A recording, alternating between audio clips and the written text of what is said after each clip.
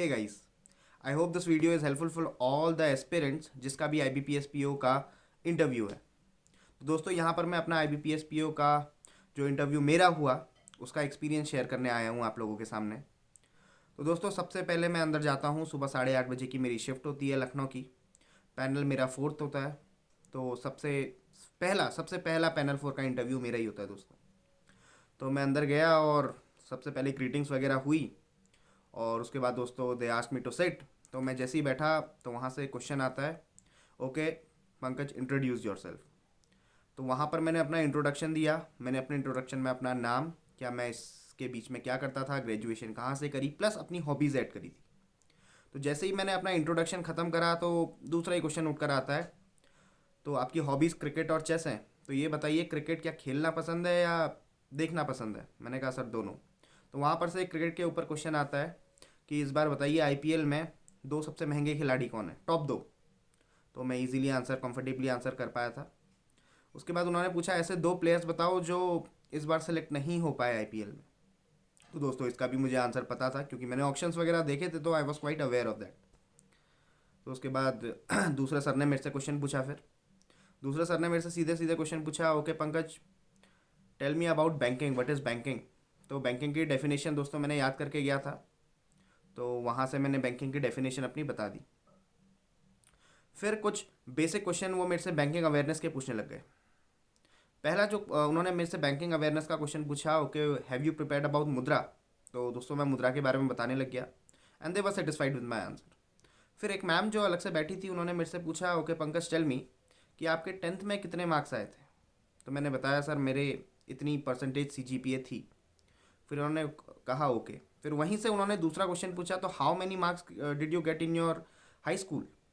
तो दोस्तों वहाँ पर मेरे को हल्का सा मैं रुक गया क्योंकि मैं सुन ही रहा था उनका क्वेश्चन बड़े ध्यान से। उन्होंने पहले बोला कि भैया बताओ 10th में कितने मार्क्स, और उसके बाद पूछा हाई स्कूल में कितने मार्क्स। मैंने कहा मैम, पॉज लेते हुए थोड़ा रुका मैंने पॉज लेते हुए वहाँ पर आंसर दिया कि ma'am both are same actually. तो वो हंसकर बोलने लग गई, okay good presence of mind. तो वहाँ पर दोस्तों मेरे को लगा कि मेरा इंटरव्यू काफ़ी अच्छा टाइप का जा रहा है, कि मतलब एक बूस्ट अप हो गया कि मैम ने तारीफ़ कर दी। मेरे को लग रहा था कि वो साइकोलॉजिस्ट हैं शायद से, क्योंकि वो सबसे कोने पे बैठी थी and she was every time seeing me like this, मतलब बहुत ध्यान से देख रही थी मेरे को हर मोमेंट मेरा। तो इसके बाद दोस्तों जो बाकी सर हैं वो सीधे बैंकिंग अवेयरनेस में शिफ्ट हो जाते हैं।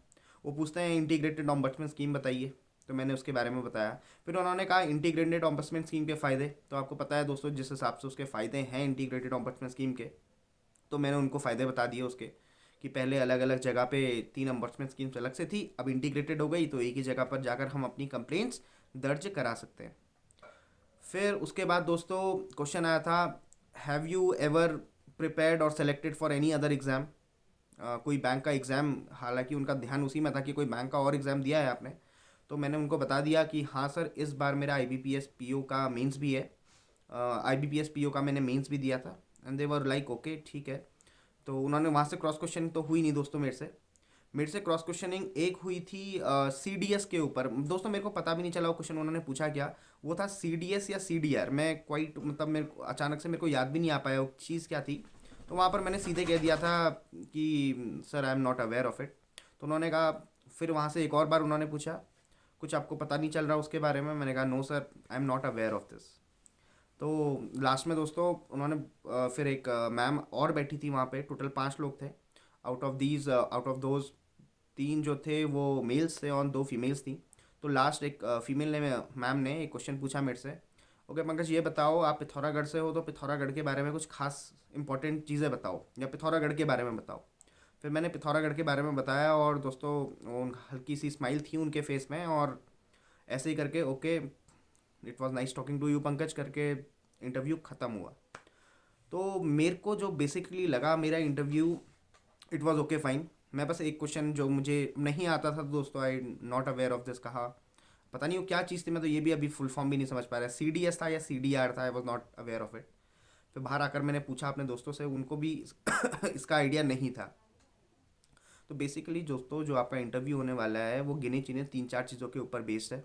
देखिए, एक तो इंट्रो में आप जो बोलते हो, मेरा 40% के आसपास पूरा इंटरव्यू तो इसी के ऊपर रहा कि मैंने इंट्रोडक्शन में जो बोला था, क्योंकि वहीं से रिलेटेड उन्होंने डायरेक्टली मेरे से क्वेश्चन पूछे। फिर इसके बाद थोड़ा सा उन्होंने बैंकिंग अवेयरनेस भी जज करने की कोशिश करी। साइकोलॉजिस्ट एक अच्छा क्वेश्चन पूछ सकता है, मे बी आपको थोड़ा बहुत प्रेजेंस ऑफ माइंड रखना पड़ेगा, क्योंकि कभी कभी ऐसा हो जाता है ना, एकदम ब्लैंक हो जाता है, आप अंदर जाते हैं, आप इवन विश करना भूल जाते हैं काफ़ी बार।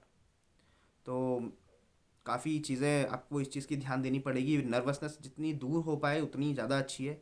और जहाँ तक मुझे लगा मेरा पैनल बहुत नॉर्मल सा था, आई मीन फ्रेंडली भी नहीं कहूँगा, बट ऐसा भी नहीं कि एकदम स्ट्रिक्ट है, क्योंकि एक बार वो हंसने लग गए थे तो उसके बाद इंटरव्यू ठीक टाइप का चला था। उससे पहले ज़रूर मेरे को लग रहा था ये तो कुछ रिएक्शन ही नहीं दे रहे हैं, बट लास्ट फाइनली दोस्तों interview, this was my interview experience, hope you all like it. और कोई भी अगर आपके पास डाउट्स हों आप पूछ सकते हैं इंटरव्यू से related, and see you in the next video guys.